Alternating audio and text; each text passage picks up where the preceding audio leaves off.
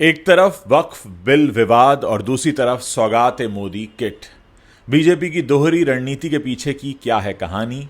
UP से बिहार तक तनाव, सौगात किट से ये चला कौन सा दांव? भारतीय जनता पार्टी इन दिनों एक अनोखे सियासी समीकरण में उलझी नजर आ रही है। एक ओर वक्फ संशोधन विधेयक को लेकर मुस्लिम समुदाय में नाराजगी और विरोध प्रदर्शन चल रहा है, तो दूसरी तरफ पार्टी ने सौगात मोदी किट के जरिए 32 लाख गरीब मुस्लिम परिवारों तक पहुंचने की योजना शुरू की है। ये कदम खासतौर पर ईद से पहले और बिहार विधानसभा चुनावों के मद्देनजर उठाया गया है, लेकिन इस बीच दिल्ली में बीजेपी विधायक का मांस की दुकानों को बंद करने का बयान, उत्तर प्रदेश में तनाव और अधिकारियों की बयानबाजी और साथ ही कई जगहों पर हिंसा की घटनाएं बीजेपी की इस रणनीति पर कई सवाल उठा रही हैं। क्या ये वास्तव में नाराजगी में प्यार घोलने का प्रयास है, या फिर इन सबको नजरअंदाज करके महज एक राजनीतिक चाल चली जा रही है? वक्फ बिल और मुस्लिम समुदाय की नाराजगी तो आपको पता ही है। वक्फ संशोधन विधेयक, जिसे केंद्र सरकार ने पिछले साल पेश किया था, मुस्लिम संगठनों के लिए विवाद का केंद्र बना हुआ है। इस बिल के जरिए वक्फ बोर्ड की संपत्तियों के प्रशासन में बदलाव प्रस्तावित किए गए हैं, जिससे कई मुस्लिम संगठनों ने अपने अधिकारों पर हमला करार दे दिया है। बिहार से लेकर दिल्ली तक विरोध प्रदर्शन हो रहे हैं और विपक्षी दल इसे मुस्लिम वोटों को प्रभावित करने का हथियार बना रहे हैं। All India Muslim personal law board ने इसे असंवैधानिक बताते हुए देशव्यापी आंदोलन शुरू कर दिया है। इसी बीच बीजेपी के सहयोगी दल जनता दल यूनाइटेड ने भी बिल का समर्थन किया है, जिससे सियासी समीकरण और उलझ गए हैं। सौगात मोदी किट जो है, ये मदद है या वोट की रणनीति, ये भी समझने की जरूरत है। वक्फ बिल के विवाद के बीच बीजेपी ने सौगात मोदी योजना की शुरुआत की, जिसके तहत ईद से पहले 32 लाख गरीब मुस्लिम परिवारों को खाद्य सामग्री, कपड़े, मिठाइयां और अन्य जरूरी चीजों से भरे हुए किट्स बांटे जाएंगे। बीजेपी माइनॉरिटी मोर्चा के राष्ट्रीय अध्यक्ष जमाल सिद्दीकी ने इसे सबका साथ सबका विकास के नारे का हिस्सा बताया। उनका कहना है कि ये पहल न सिर्फ ईद के लिए है, बल्कि बैसाखी, गुड फ्राइडे और ईस्टर जैसे त्योहारों पर भी अल्पसंख्यक समुदायों तक पहुंचेगी। पार्टी के 32,000 कार्यकर्ता इस अभियान में जुटे हैं, जो मस्जिदों के सहयोग से जरूरतमंदों तक ये किट पहुंचा रहे हैं। हालांकि विपक्ष इसे महज एक चुनावी हथकंडा करार दे रहा है।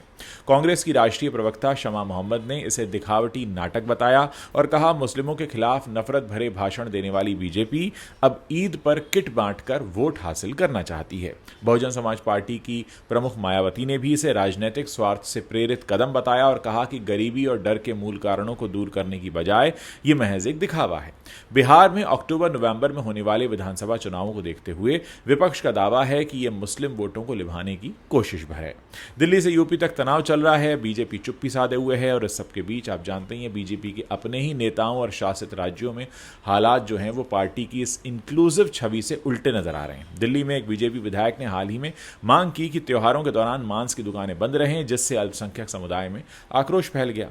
दूसरी ओर उत्तर प्रदेश में अधिकारियों की बयानबाजी और सांप्रदायिक तनाव की खबरें आती रहती हैं। कई जगहों पर हिंसा की घटनाएं भी सामने आई हैं। विपक्ष का आरोप है कि बीजेपी इन मुद्दों को नजरअंदाज करके सिर्फ सियासी फायदा उठाने में लगी है।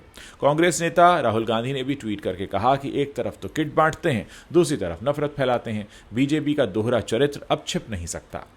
अब बीजेपी का जवाब और सियासी मंशा क्या है? देखिए, बीजेपी नेताओं ने इन आरोपों को खारिज करते हुए कहा है कि उनकी नीति हमेशा से ही सभी समुदायों के लिए कल्याण की रही है। जमाल सिद्दीकी कहते हैं, चुनाव तो हर साल कहीं ना कहीं होते हैं, क्या इसका मतलब यह है कि हम अच्छे काम ही ना करें? पार्टी सूत्रों के मुताबिक ये अभियान न सिर्फ मुस्लिम समुदायों के बीच नाराजगी को कम करने की कोशिश है, बल्कि यह संदेश देने का प्रयास है कि बीजेपी सिर्फ हिंदू वोटों पर निर्भर नहीं है। बिहार जैसे राज्य में जहां मुस्लिम वोटर निर्णायक भूमिका निभाते हैं, ये रणनीति एनडीए के लिए फायदेमंद साबित हो सकती है। हालांकि दिल्ली और यूपी जैसे राज्यों में हो रहे घटनाक्रमों पर पार्टी की चुप्पी कई तरह के सवाल भी खड़े कर रही है। राजनीतिक विश्लेषकों का मानना है कि बीजेपी की यह रणनीति दोधारी तलवार की तरह है। एक ओर वक्फ बिल और सांप्रदायिक बयानों के जरिए हिंदू वोटों का ध्रुवीकरण संभव है, तो दूसरी ओर सौगात मोदी से मुस्लिम समुदाय में सकारात्मक छवि बनाने की कोशिश की जा रही है। दिल्ली विश्वविद्यालय के प्रोफेसर आलोक शर्मा बताते हैं कि यह बीजेपी की पुरानी रणनीति का हिस्सा है। एक तरफ कट्टर समर्थकों को खुश करना, दूसरी तरफ उदारवादी छवि पेश करना। लेकिन दिल्ली और यूपी में हालात ऐसे कमजोर कर सकते हैं। ये कितना कारगर होगा, ये बिहार चुनाव के नतीजों पर निर्भर करेगा। बीजेपी की ये दोहरी रणनीति सियासी दांवपेच का एक नया चैप्टर है। वक्फ बिल और तनावपूर्ण घटनाओं के जरिए जहां पार्टी अपने कोर वोट बैंक को मजबूत करना चाहती है, वहीं सौगात मोदी के जरिए अल्पसंख्यकों के बीच पैठ बैठाने की कोशिश भी की जा रही है। लेकिन सवाल यह है कि क्या यह सौगात मुस्लिम समुदाय का भरोसा जीत पाएगी या फिर दिल्ली, यूपी जैसे हालात और विपक्ष के वोट बैंक की राजनीति वाले तंज का शिकार हो जाएगी? क्या लगता है आपको? इस पूरी खबर पर आपका भी अपना कोई ना कोई दृष्टिकोण होगा, कोई ना कोई पॉइंट ऑफ व्यू होगा, आप इस पर कुछ कहना चाहते होंगे। देर मत कीजिए, वीडियो के नीचे कमेंट सेक्शन है, वहां आप अपनी बात लिखिए ताकि हम समझ पाएं कि हमारे देश की जो जनता है उस पूरे मसले को किस नज़र से देखती है। मुझे इंतज़ार रहेगा आप सभी लोगों के कमेंट्स पढ़ने का।